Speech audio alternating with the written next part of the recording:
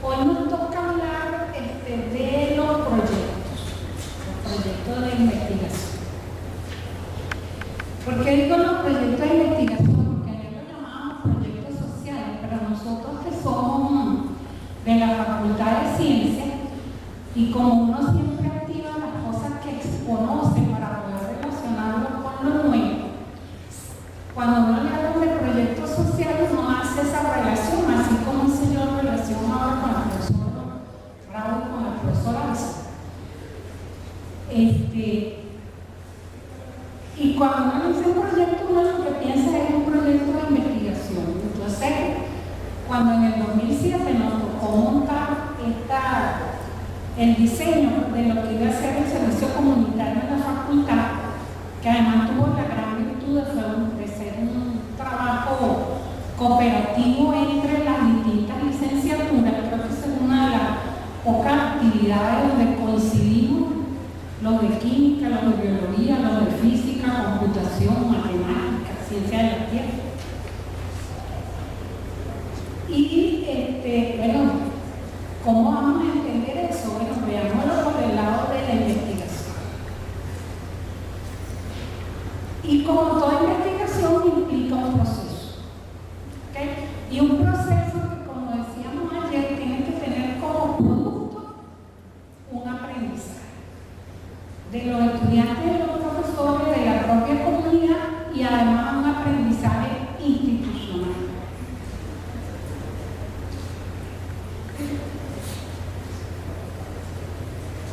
Entonces, como tenemos que tener un producto y ese producto además tiene que ser evaluado, uno cuando va a hacer un proyecto lo que hace es preguntarse algunas cosas. En nuestro caso nos preguntamos ¿qué queremos que los estudiantes de la facultad aprendan en interacción directa con los profesores y con la comunidad?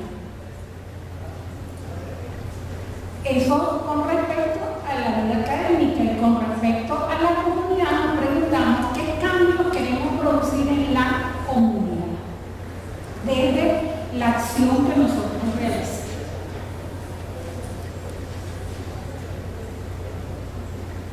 Entonces, lo primero es, bueno, ya tenemos una pregunta que pudiera ser nuestra pregunta de investigación, ¿verdad?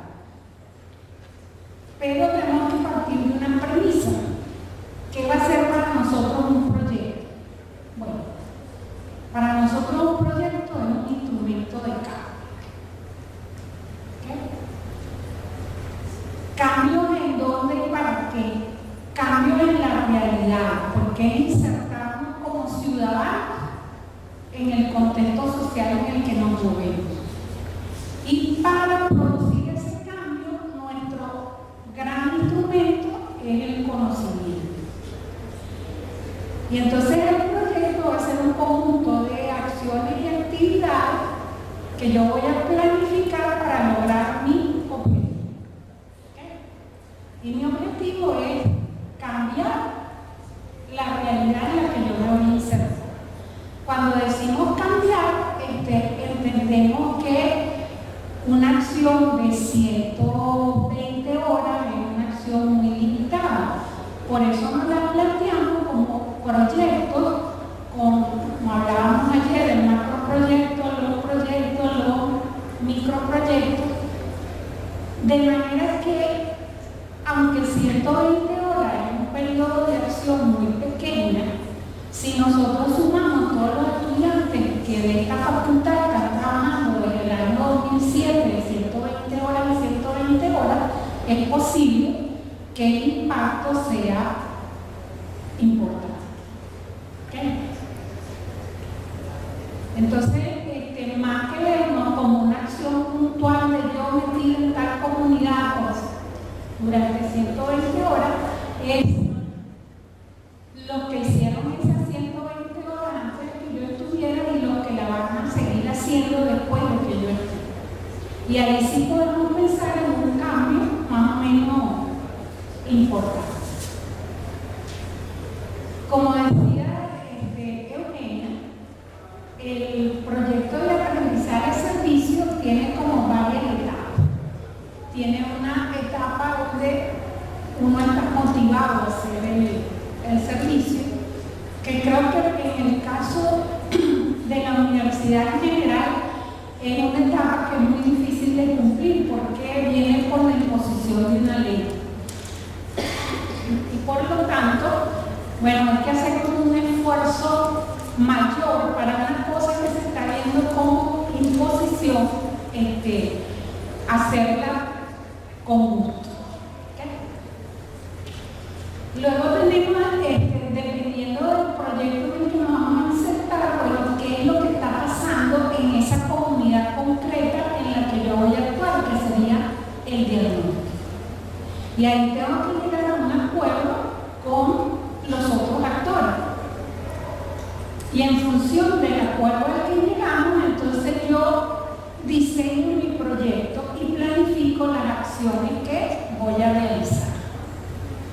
Después que he hecho eso, entonces pongo esas acciones en práctica, voy viendo cómo se van desarrollando y por último, entonces cierro el proceso. Y hay tres grandes procesos que atraviesan todos esos pasos, que es la reflexión, el registro, la sistematización, la comunicación y la evaluación. Lo que yo les traigo ahora, porque cuando uno ve esto así como en teoría, lo primero que yo dice, me están pidiendo algo que para mí es demasiado complicado. Yo estoy acostumbrado a que yo voy a mi laboratorio de analítica y entonces tengo que identificar quiénes son las sustancias que forman una mezcla y resulta que hay una marcha que yo voy a seguir, 1, 2, 3, 4 y al final yo puedo decir esto y esto y esto y esto. Y cuando uno le dice, ¿cómo se llama? En el marco de lo social, entonces uno dice, pues eso para mí es como demasiado complicado. Y yo lo que le traigo es un conjunto de ejemplos tomados de los informes de los estudiantes para que ustedes se den cuenta que eso no es tan complicado como lo pintan. ¿Okay? Entonces, un poco en esta onda hay una planificación, una ejecución y una comunicación. En cada una de esas etapas tenemos que tener un producto. El producto de la planificación es: ¿cuál es la pregunta que yo me voy a contestar desarrollando mi proyecto?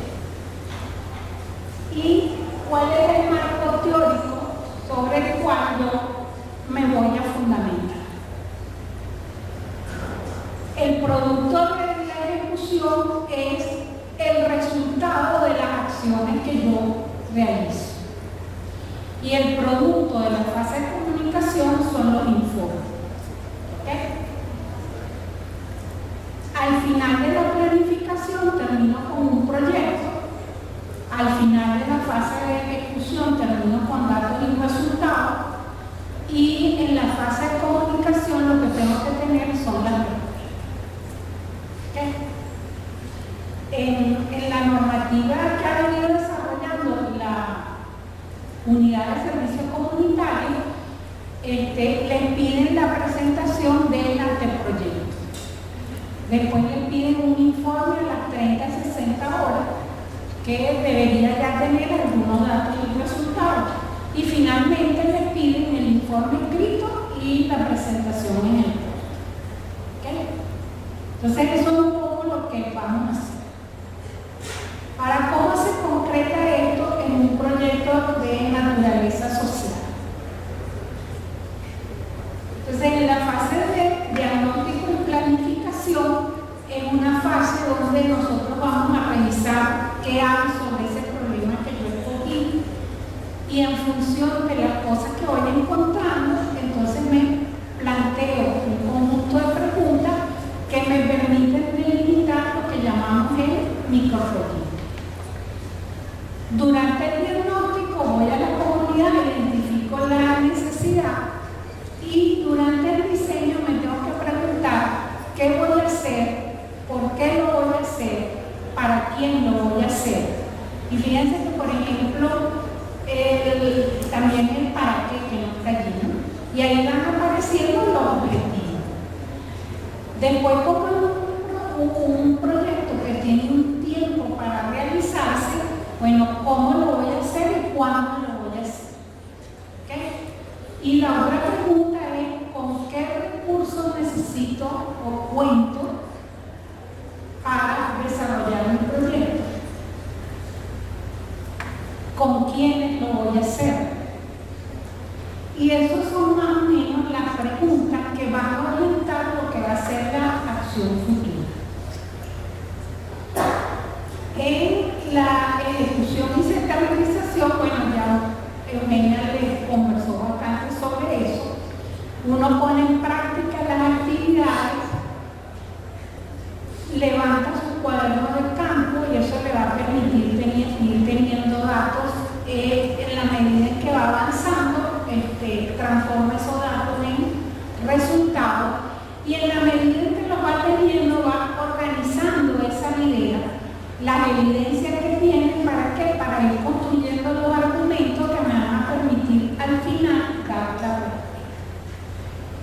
Y llegamos entonces a lo que es la evaluación, que cuando decimos evaluación no es una nota, de hecho el servicio comunitario no tiene nota.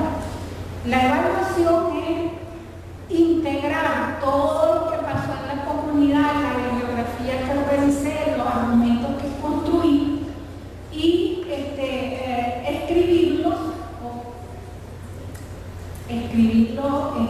construir más bien una comunicación escrita y oral, que es lo que llamamos el informe.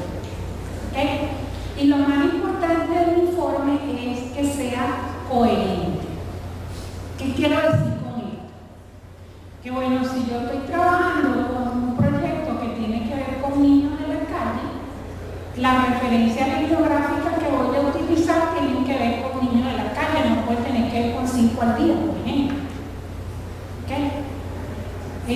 Que la pregunta sea coherente también con la situación de esos niños.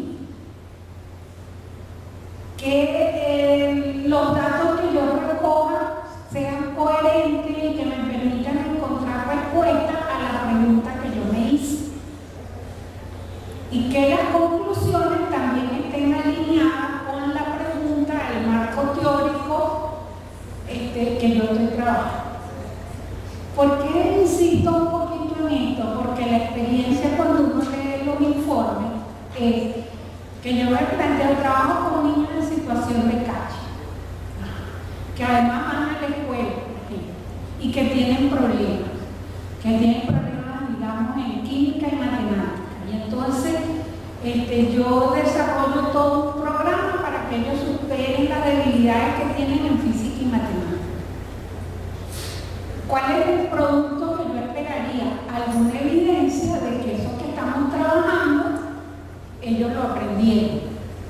Y ahí hay evidencias, digamos, cuantitativas y evidencias cualitativas. Evidencias que puedo recoger yo directamente o evidencias que puedo obtener indirectamente. Por ejemplo, una evidencia indirecta sería que este joven en el primer lapso del liceo salió con 0,3 en química y ahora, después que estamos trabajando juntos, resulta que subió a 10. Es una evidencia de que allí se está produciendo un cambio y es una evidencia indirecta, porque yo no soy el que tomo la nota, ¿verdad? O sea, hago la evaluación, es una evaluación que me viene de eso. Ajá, pero yo también puedo recoger evidencias directas de ese cambio que se está produciendo y que pueden ser relacionadas con la química o relacionadas, por ejemplo, con la actitud, relacionadas con los contenidos. Bueno, el primer ejercicio que nosotros hicimos, este muchacho, tuve que explicarle desde la primera letra hasta la última. Pero después que tenemos 15 días trabajando todos los días, resulta que ya él no solo es capaz de desenvolverse por sí mismo, sino que me hace preguntas interesantes. Y preguntas sobre cosas que yo sé que representan un problema de aprendizaje. ¿Y por qué representan un problema de aprendizaje? en la onda de la sistematización de Eugenia, porque a mí me era dificilísimo cuando estaba estudiando ese mismo año y no lo entendía, porque de todos los vecinos y amigos que yo tengo de esa edad, todos llegan a preguntarme lo mismo. ¿Ok? Retomamos.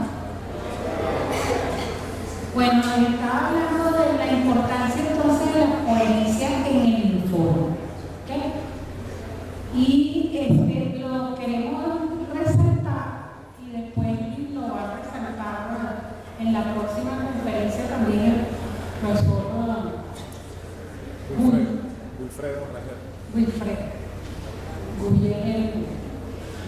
El profesor Wilfredo, porque esto es una de las debilidades más grandes que nosotros conseguimos en el informe. Entonces era algo así como le decía, estamos trabajando con niños de la calle, mi problema fue cómo mejorar el rendimiento de ellos en el caso de química, y entonces cuando uno viene a las conclusiones, ay, los niños estuvieron felices en las clases. Entonces, bueno, es posible que producto de la dinámica que nosotros utilizamos, los niños estuviesen muy contentos con lo que hicimos, pero esa no era mi pregunta. Mi pregunta no era cómo hacer que los niños estudiando química estén contentos, que sería una pregunta con la cual calzaría la conclusión de que estuvieron muy alegres. ¿Me explico? Y eso vale para el servicio comunitario, vale para los informes de laboratorio, vale para la tesis cuando la estén haciendo. O sea, lo que se evalúa básicamente en los informes o en las comunicaciones sobre los proyectos es justamente la coherencia entre la pregunta, el objetivo que me planteé, el marco teórico en el que eso se sustenta, los resultados, si me están dando respuesta o no a la pregunta, y las conclusiones. Todo eso tiene que estar perfectamente alineado. Les traigo un caso de distintas comunidades o un mismo tema. Todas las comunidades corresponden a las que les traigo, todas corresponden a casos de niños en situación de calle. ¿Okay? Hemos trabajado con niños en situación de calle en la comunidad Laura Vicuña, que queda el Coche, con el Don Bosco, que queda en Sabría, y había una comunidad que ahorita se me escapa el nombre, que estaba por los lados de Baruta, que también eran niños en situación de calle. Los niños en situación de calle son esos niños que han sido abandonados por el papá, la mamá o cualquier otro familiar y que prácticamente viven en la calle. Hay un conjunto de organizaciones, algunas religiosas y otras no, que se han dado la tarea de darle asistencia a este tipo de niños. El caso de los pocos, que ya de alguna manera Daniela que estaba hablando, ellos comienzan, tienen creo que lo llaman bibliobús o algo así. Es un autobús que ellos han acondicionado y que ese autobús ellos lo colocan en alguna zona que ellos saben que tienen niños en situación de calle. Porque los niños en situación de calle no es que uno pasa y los recogen y ahora vengan que van a estar aquí en Sabina, ¿okay? Sino que eso pasa por un proceso voluntario de ellos participar en las actividades que se les ofrece. En este autobús que ellos colocan en esas zonas que han identificado que hay niños en situación de calle, los muchachos se pueden bañar, pueden comer, tienen acceso a algunas actividades como lectura de libros. Normalmente al principio es algo que va y viene. Ellos se acercan y se devuelven y al otro día vuelven a venir o no vuelven a venir, pero se va produciendo como un acercamiento. Después tenemos, cuando ese acercamiento se produce, viene todo el aspecto legal, porque la primera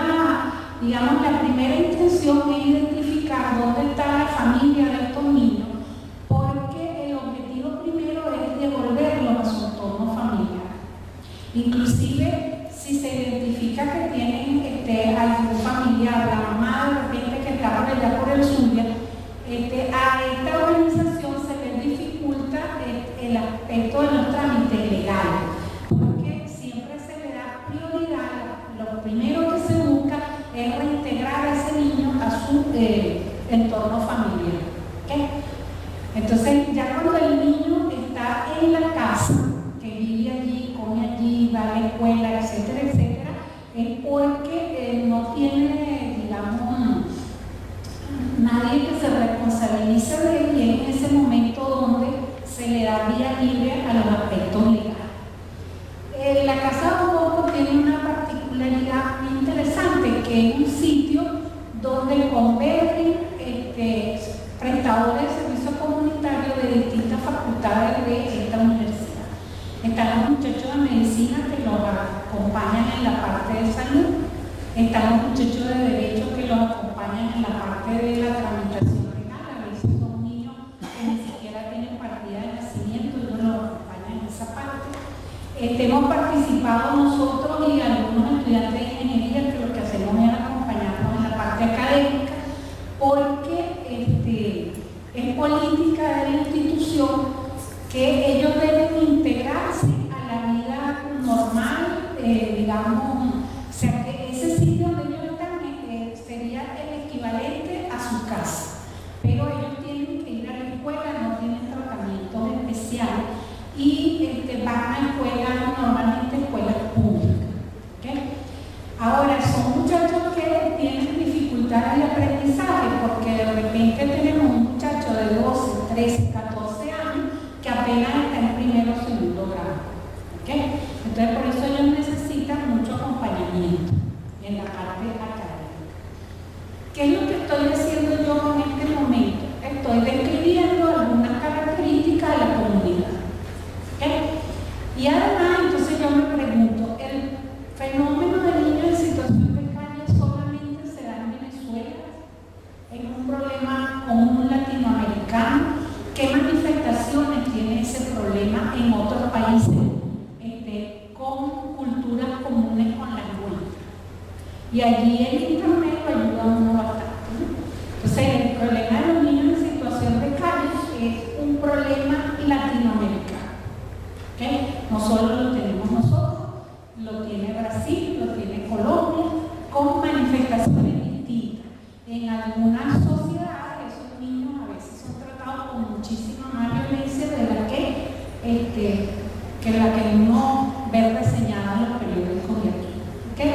En el caso de Brasil, inclusive, hubo un momento en que había una organización de esa violadora de derechos humanos, pero sistemático y organizado, donde los asesinaban.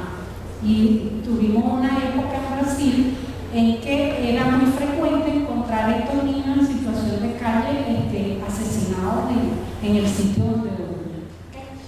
¿Okay? Son unos niños muy vulnerables cuando están en la situación de calle, porque están expuestos a la droga, al maltrato, etcétera, etcétera. Entonces, como les digo, ¿qué estoy haciendo? Estoy describiendo las características de la comunidad para poder insertar en ella.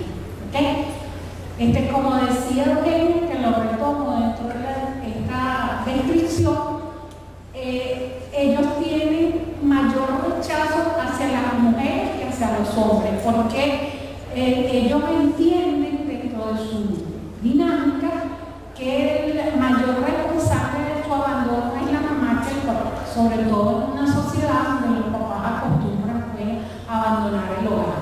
Entonces, con el caso de las mujeres hay una predisposición particular producto de la situación que ellos han vivido. Desde allí, entonces yo me hago, en función del proyecto en el que voy a estar, cuáles son las preguntas. Y en general las preguntas que nos hemos hecho desde la facultad, que son distintas a las que se hacen los de medicina, los de derecho y los de sociología, son preguntas que van dirigidas a apoyarnos en su proceso de formación, reconociendo que en su gran mayoría esa incorporación tardía a la escuela trae problemas de aprendizaje que hay que tratar de, digamos, solventar. ¿Okay? Y hay teorías de aprendizaje que justifican y explican por qué esa digamos, esa problemática que presenta. Hay una teoría que dice que usted es capaz de aprender en función de lo que ya sabe. ¿Okay? Entonces, si usted llega a los 12, 13 años y no ha aprendido a leer, eso no solo representa un problema porque usted no sabe leer, sino porque ha tenido acceso a muy poco conocimiento y por lo tanto va a poder aprender menos.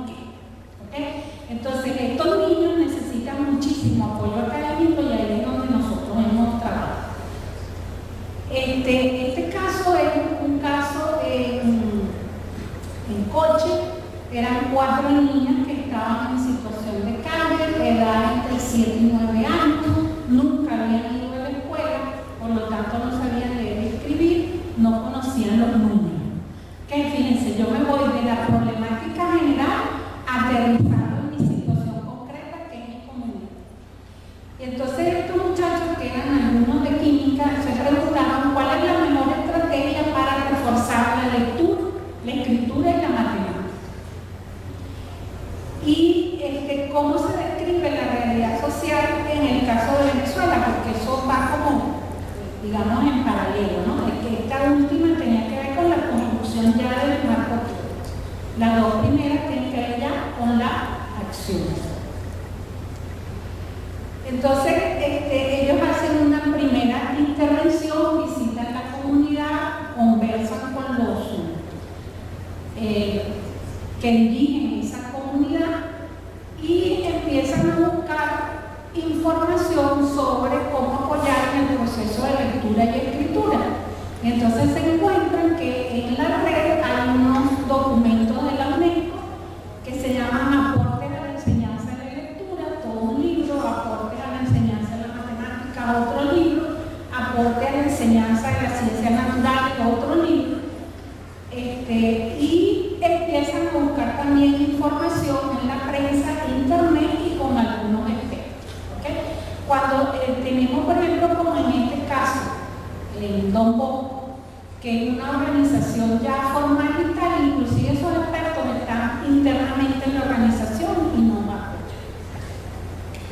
Aquí los documentos y viene entonces, bueno, ¿qué es lo que vamos a enseñar? Porque eran niñas de 7, 9 años, ¿y cómo lo vamos a enseñar? Entonces dicen, bueno, vamos a enseñar a reconocer las letras y vamos a hacer una cartilla. ¿Okay? ¿Cómo va a ser el trabajo con las niñas? Bueno, después que diseñemos la cartilla, entonces vamos a trabajar con esos materiales en cooperación. Y ya aquí le estamos dando respuesta, que es lo que vamos a enseñar, que es las letras, y vamos a otra pregunta. ¿Esa cartilla que yo hice funciona o no funciona? Y ¿cómo la puedo mejorar? ¿Okay?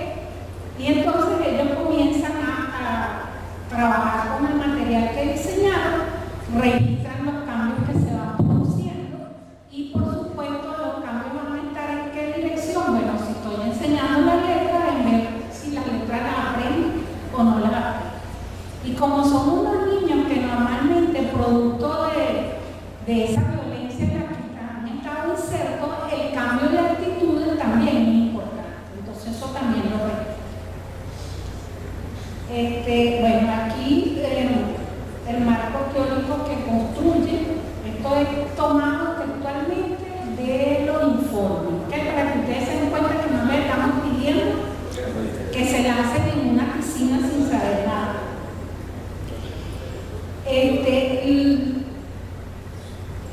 La medida en que uno va construyendo el marco teórico, entonces va definiendo sus objetivos. Estos muchachos se plantean como objetivo general asistir educativamente a estas 4 niñas de un grupo de 10 que había en la casa y en las áreas de química, matemática, lectura y escritura. ¿Okay? Como lo tomé de ellos, aparece en esa. Entre los objetivos específicos está discutir con la comunidad acerca de las necesidades de las áreas mencionadas y estudiar el nivel educativo de las niñas para poder diseñar el material. Llevar a cabo actividades acorde al nivel educativo de cada una de ellas y determinar el progreso individual y colectivo del mundo. Entonces teníamos 10 niñas en situación social grave, una coordinadora, un asistente educativo, una trabajadora social y una cocinera. La infraestructura y servicios tenían luz, gas, teléfono, maestros, salud, alimentación en excelentes condiciones. Y una cosa muy importante con estas niñas es que ellas no habían perdido el contacto con los padres. O sea, los padres estaban presentes. ¿Qué cosas hicieron? Hicieron una entrevista y de allí entonces empezaron a diseñar las actividades, y aquí tenemos un ejemplo, ¿no? De lo que yo siempre digo, esa cantidad de materiales que se han diseñado que están perdidos ahí en los CDs que están almacenados. Escribe 3 palabras que empiecen con A y entonces trabajan eso con ellos y empiezan a recoger sus datos. Entonces es una institución pública de nivel socioeconómico bajo para los padres, los responsables legales en la casa Bárbara Vicuña, reciben distintos tipos de cuidados y mantienen estos niños contactos con sus padres a través de visitas y de llamadas telefónicas. La niña 1, ¿se acuerdan que Eugenia le acaba de decir la importancia de la confidencialidad? ¿Okay? La niña 1 nunca había asistido al colegio, había llegado recientemente a la casa hogar, desconocía los colores, los números y las letras, no construía oraciones en forma fluida en el lenguaje oral, aunque se hacía entender. Le era difícil comprender nuevas ideas, nuevos conocimientos, ¿no? Por lo que le digo de que uno es capaz de aprender en función de lo que sabe. Por eso es que el preescolar es tan importante. ¿Okay? La niña 2 y 3 tenían un amplio conocimiento de las letras, aunque no podían identificar los sonidos. O sea que si las veían sabía de quién era, pero si las oían no las diferenciaban. No leen ni escriben correctamente, realizan sumas y restas adecuadamente de acuerdo con la edad y hablaban con fluidez. Y la niña 4 tenía problemas de conducta y desarrollo que no permitieron un estudio amplio de sus capacidades. Sabían la letra de algunos sonidos y sabían los números de algunos. Trabajaron con los materiales y al final la niña 1, que no sabía los colores, ¿se acuerdan? Ahora sabe los colores, los números del 1 al 10 y algunas letras, se esforzó mucho en el proceso y fíjense que ya aquí viene un elemento de actitud y pedía ayuda a los prestadores y a las otras niñas cuando consideraba que la necesitaba. Eso parece una tontería, pero en el caso de los niños eso es importantísimo, ¿okay? Porque marca una apertura. Un muchacho que se ha cerrado en sí mismo porque nadie lo quiere al punto de que lo dejan tirado en la calle, es un muchacho que se acostumbra a no pedir ayuda, porque a quién se la va a pedir. ¿Okay? Entonces el hecho de que ella pidiera ayuda era un dato importante, que ellos logran reconocerlo por lo que habían investigado de los niños en situación de calle. ¿Okay? La niña 2 y 3 identifican los sonidos de las letras, escriben y leen palabras sencillas con ayuda, hacen sumas y restas además de 2 cifras y con mayor rapidez. ¿Okay? Aquí uno, desde el mundo académico, debería colocar algunos argumentos que no me hagan a mí simplemente creer en lo que ellos me están diciendo, sino que yo debería tener de repente una foto o una hoja escaneada que uno la puede colocar ahí. Afortunadamente ahora la tecnología nos permite hacer todo eso, de cómo era que la niña escribía cuando empezamos a trabajar y cómo es que está escribiendo 10 semanas después, ¿okay? O cómo sacaba la cuenta antes y cómo sacaba la cuenta después. Inclusive ahora con esos telefónicos hasta pudiera ser grabado la cuenta, ¿okay? Lo importante es que yo les traigo aquí los resultados, pero en el informe tiene que estar el soporte de eso, ¿okay? No porque es investigación cualitativa, entonces yo tengo que creer, no, así como en la cuantitativa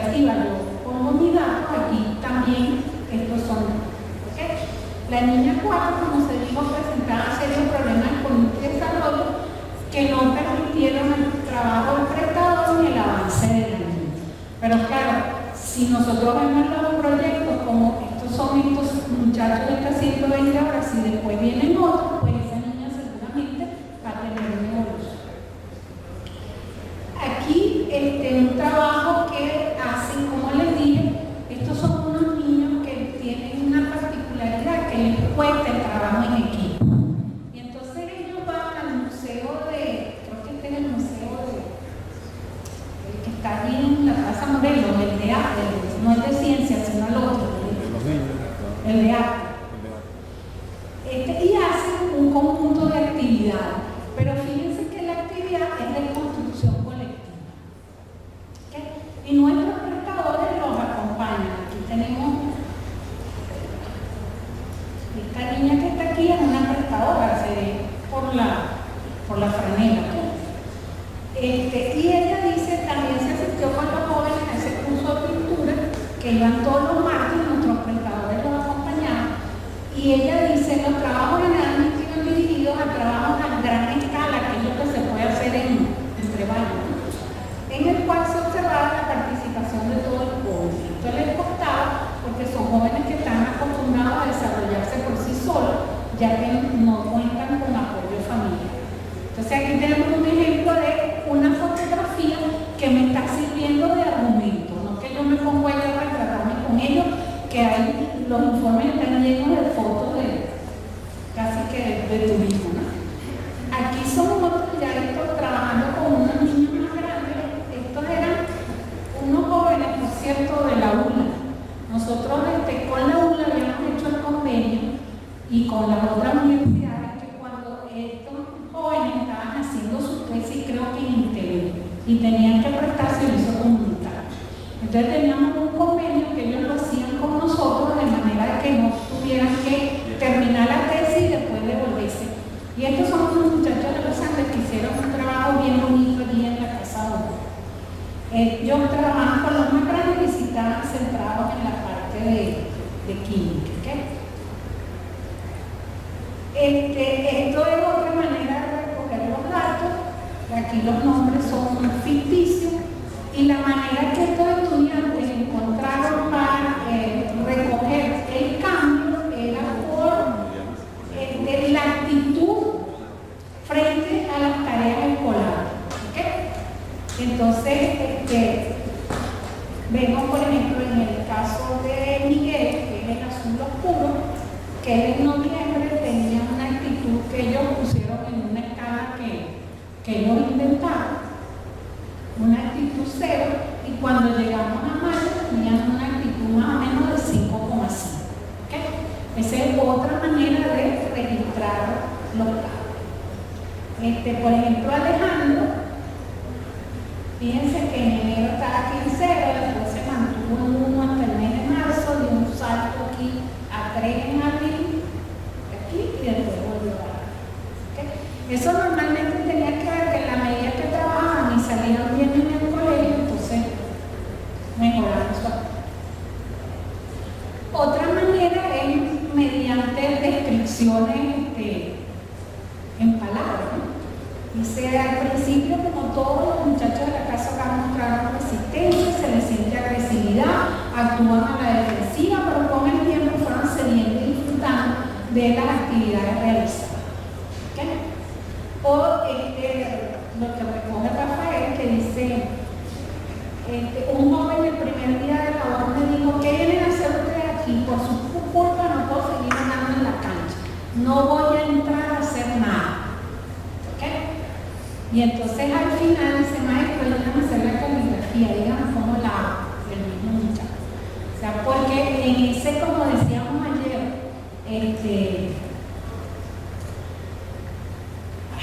fue la palabra, ética de tercera generación, en ese pescar.com se va produciendo los datos.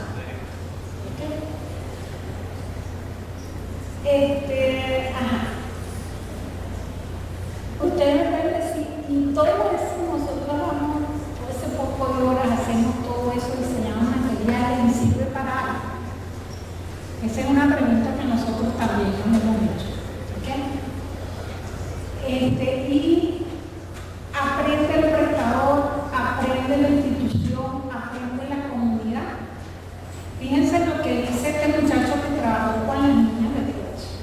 Creo que el principal aprendizaje fue conocer y valorar. Definitivamente, los venezolanos en general conocemos las situaciones que afectan al país. Claro está que algunos viven estos problemas más cerca que otros. Para los que vivimos lejos sabemos que existen, pero como no nos afectan, no hacemos nada al respecto. Conocer estos problemas de fondo es un gran aprendizaje. Ok, ahora me toca pasar de la práctica a la teoría, porque en el mundo académico sin teoría estamos fritos, ¿ok? Entonces hasta ahora les he descrito cosas que hacemos, pero vamos a hablar un poquito de cómo lo hacemos.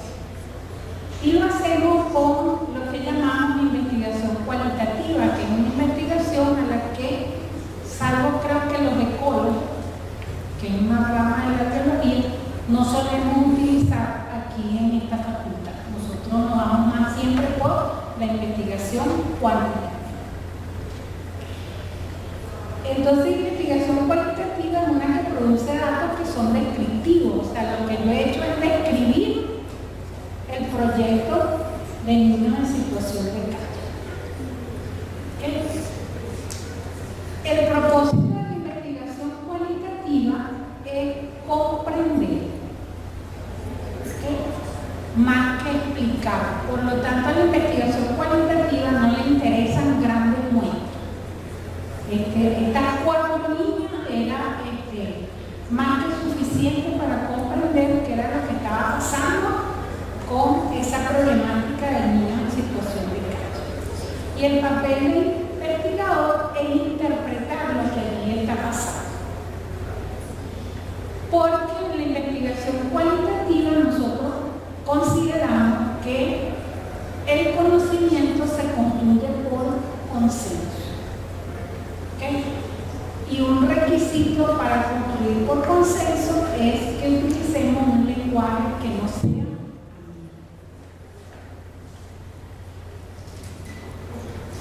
En el enfoque cuantitativo, que está fundamentado en una filosofía que es realista, se cree que la realidad es objetiva y que por lo tanto, con que el investigador ande con los ojos pegados, ¿okay?, va a descubrir lo que la realidad está diciendo. Lo que inclusive se llega a la metáfora de que la realidad habla, yo lo que tengo es que. Por eso es que el símbolo de nuestra facultad es el búho, ¿no?, que anda así con los ojos grandes.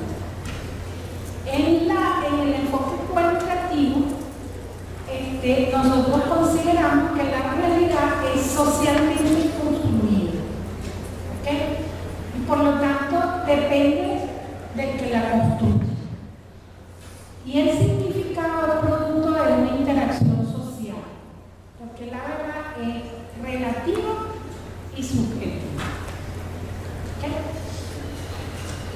Mientras en el enfoque cuantitativo nosotros buscamos explicar, encontrar respuestas a la pregunta del por qué, en la investigación cualitativa nosotros lo que buscamos es describir y entender por qué en ese contexto concreto se da esa respuesta. ¿Okay? Y allí hasta una persona es válida, y por eso uno de los métodos son los estudios de caso. En la investigación cuantitativa es imposible pensar en un método donde yo solo trabaje con un solo caso.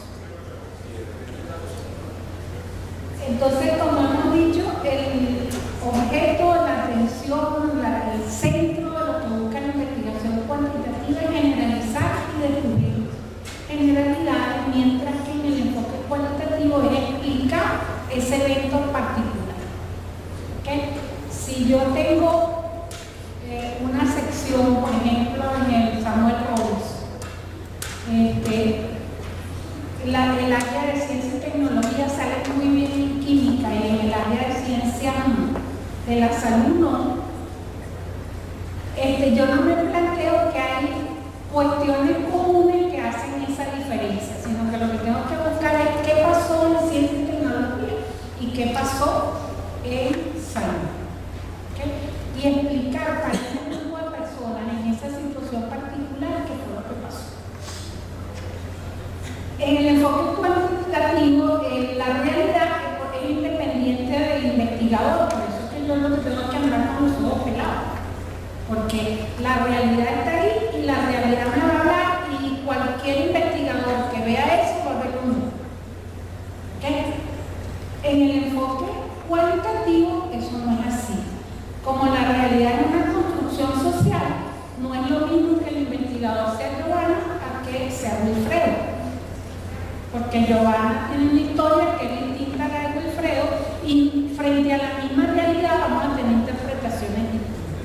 ¿Okay?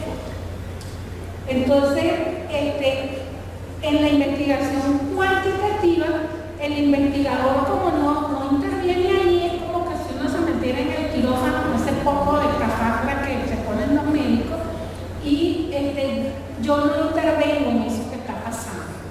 En el caso nuestro, nosotros, digo, de los que hacemos investigación cualitativa, no tenemos escafandra.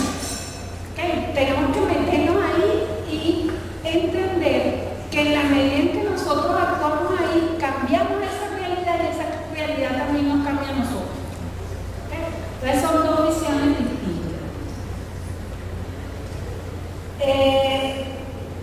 Entonces, dentro de esa entender la investigación cualitativa, el investigador no deja de ser él, sino que él va al campo con lo que él es, con lo que él cree, con sus valores, y eso va de alguna manera a influenciar las cosas que él va a ver y observar. Mientras en la investigación cuantitativa, eso también se reconoce, pero le dicen a uno, póngase una escafandra para que no intervenga allí. Aquí le dicen, no importa, vaya con todo, y entienda que lo que usted va a construir también va a depender de eso.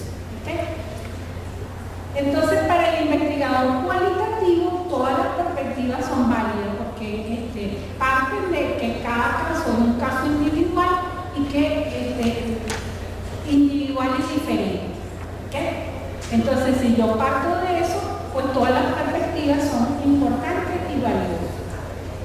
Los investigadores dan énfasis a la validez en su investigación, aunque ese concepto es diferente a cómo se entiende en cualitativo. ¿Okay? O sea, también buscamos, ¿cómo es que? Validación y... Este es el problema de las cámaras, se me olvida la cosa. Validez, hay dos cosas que buscamos en investigación cuantitativa. Y en la cualitativa también se buscan. Lo que pasa es que los métodos son distintos. ¿Repetibilidad? Repetirlo. Sí, o sea, que tú haces un experimento y lo repites 3 veces para estar seguro que la cosa va por ahí. Aquí, lo que hacemos es también recoger, por ejemplo, los datos con 3 investigadores distintos, a ver qué es lo que piensa cada uno. Principio de concordancia. O sea, pero lo que vale para la cuantitativa vale también para la cualitativa. Lo que pasa es que lo buscamos de manera distinta. Confiabilidad y validez.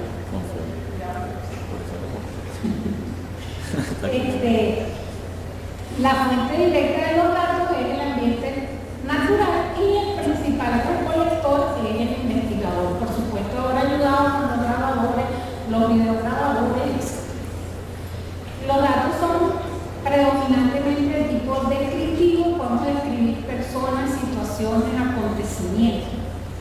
Y utilizamos registro de entrevistas, fotografías, extractos de documentos. Focalizamos la atención más en el proceso que en el producto.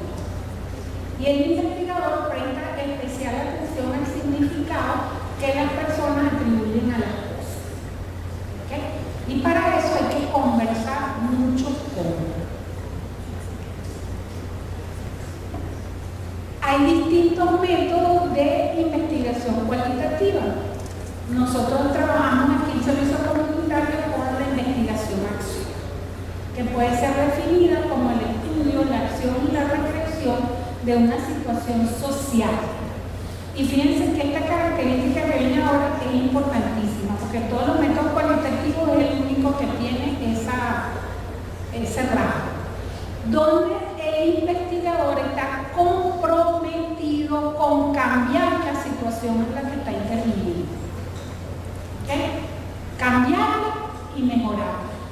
Por eso es que es un método que se utiliza muchísimo en educación y que lo desarrollan los maestros. Porque entonces el maestro está comprometido con que se produzca un cambio en esa situación de aula. ¿Okay? Y aquí en el servicio comunitario nosotros estamos también comprometidos con eso. ¿Okay? Y es válido porque desde esta perspectiva, pues el investigador es uno más dentro de esa comunidad. ¿Okay? Y entonces los prestadores se incorporan a la comunidad para producir cambios. Puede ser entendida como un proceso de aprendizaje sistemático. ¿Okay?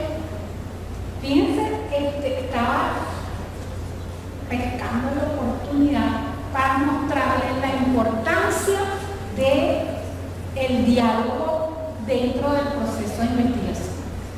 Y aquellas 3 jóvenes que están allá, 2 jóvenes y un joven que están allá, me acaban de dar la oportunidad, me pusieron ahí, está pendiente. Ellos están ahí con su... Entonces, desde aquí, cuando uno está aquí y tiene un público enfrente que está así, o a veces le ha pasado uno que tiene como una cartucho y lo ponen así a dormir, lo primero que uno dice es que esos chamos no están interesados en nada de lo que aquí estamos haciendo. Y a veces uno se pone agresivo, ¿no? Porque creen que la cosa es común.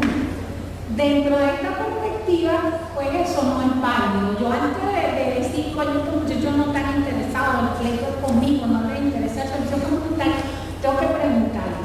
Porque puede ser que ellos estén haciendo ahí, consultando algo de lo que aquí estamos hablando. O copiando lo que usted está diciendo. O copiando lo que yo estoy diciendo. ¿Okay?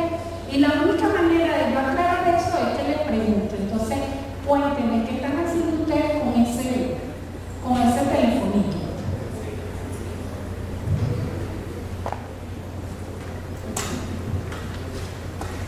Vuelvo a insistir, porque el silencio me hace generar una hipótesis. Oye, de verdad, que están haciendo algo que no tiene nada que ver con esto.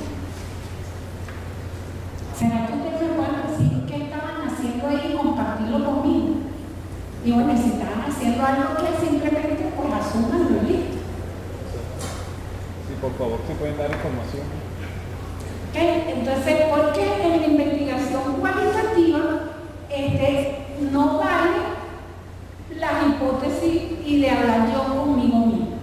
¿Okay? Bueno, ya me dieron la oportunidad, ya puse el ejemplo, sigo ahí.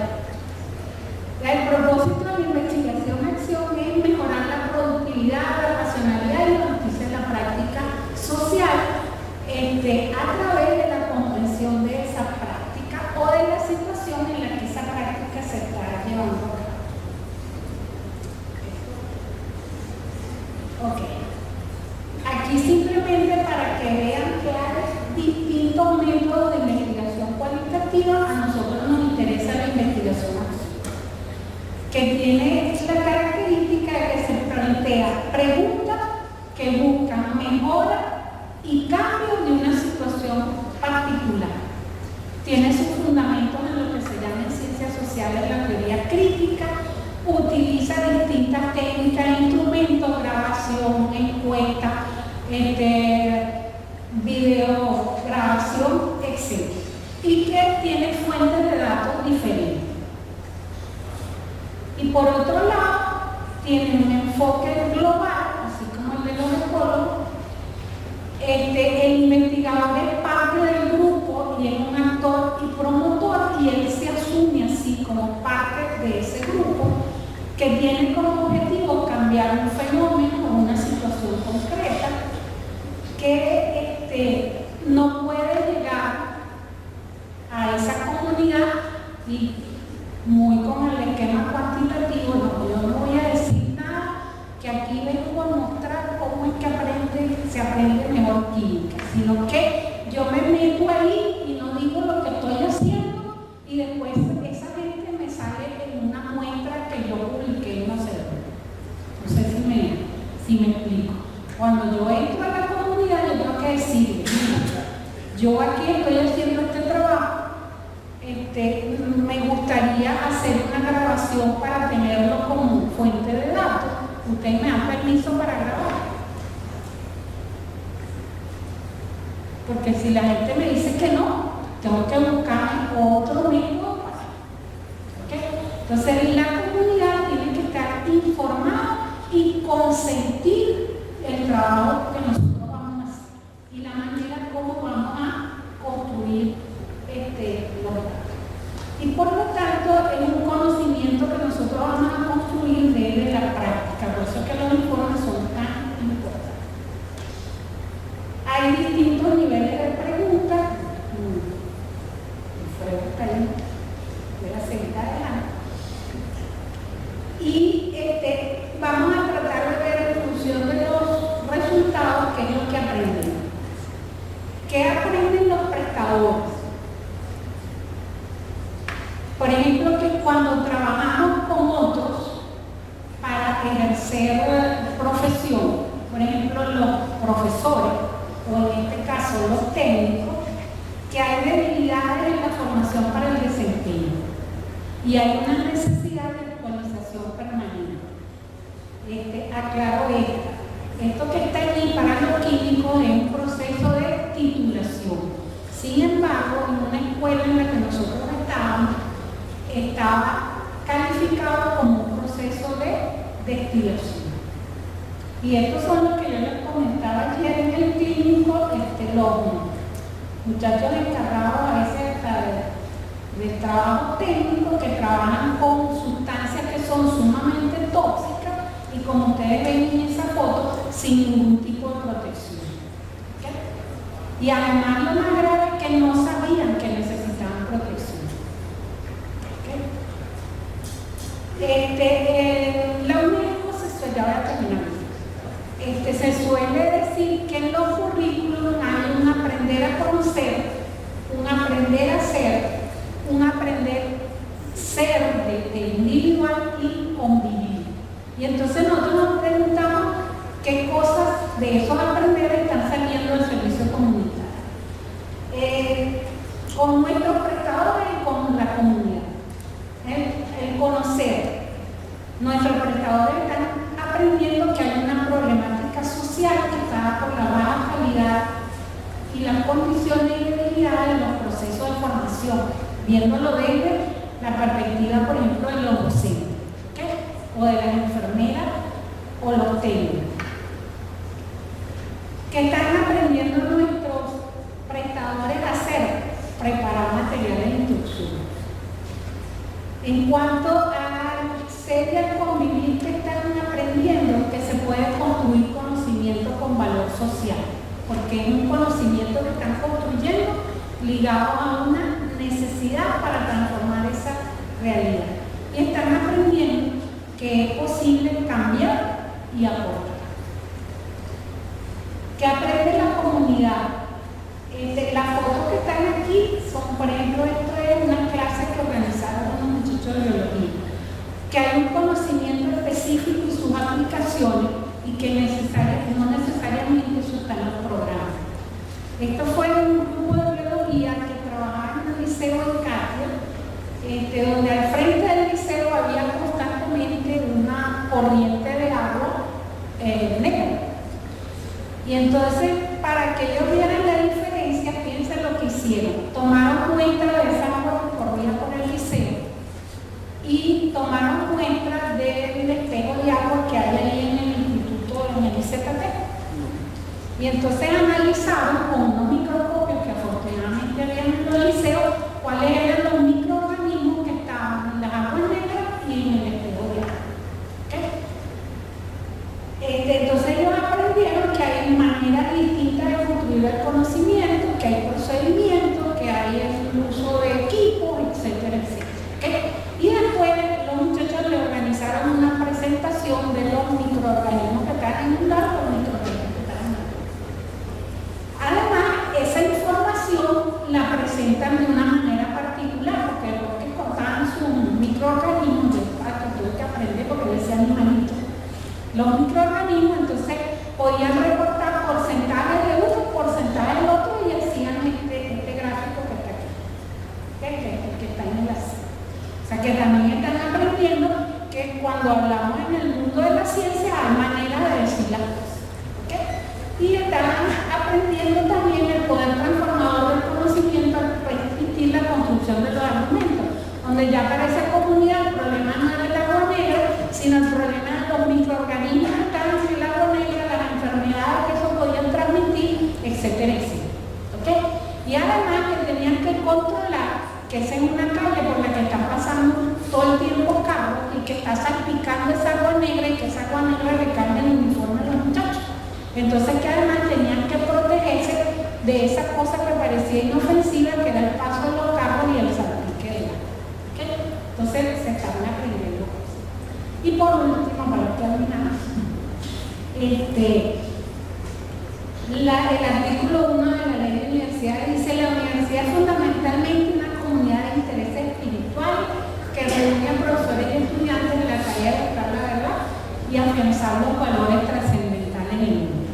Tenemos 2 días hablando de que no hay verdades absolutas, que las verdades son construcciones, y por lo tanto me pareció buenísimo esta caricatura de Güell, donde los ángeles y los demonios tenemos que coexistir porque cada uno tiene un pedacito de la